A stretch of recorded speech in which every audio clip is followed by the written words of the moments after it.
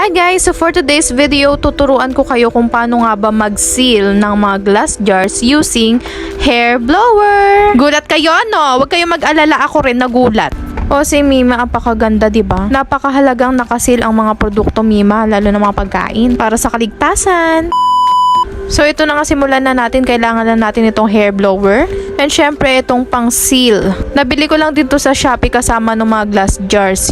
Ang sukat nga pala ng plastic seal na nabili ko, mga Mima, ay 58mm. Kasi yun yung saktong-saktong sukat dito. Ayan, o, tignan nyo, diba, sakto. Yan, syempre, so bubuksan nyo na ang blower. Pero wag nyo agad-agad itatapat kasi for sure hindi pa mainit yun. Ang blower, papainitin nyo muna ng saktong-sakto para syempre kumapit yung init doon sa plastic at saka siya maghulma.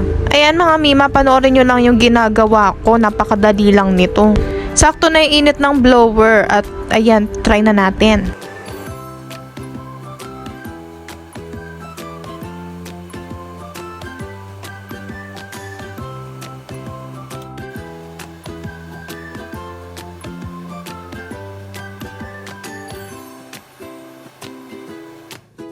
O, diba, Shala? Walang mintis. Uy, parang professional sealer. My gosh, nagkaroon na ako ng favorite na trabaho.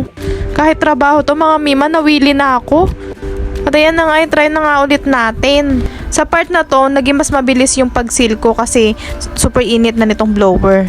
Unlike kanina na pa-sweet lang. Mas okay din, Mima, kung pwede mong i-adjust yung init nitong hair blower mo. Para mas makontrol mo syempre yung init na lumalabas. Huwag naman yung sobrang init ha, baka mamaya apoy na yung nilalabas nito. So yun, mga Mima, apakadali, diba? Ayan, go!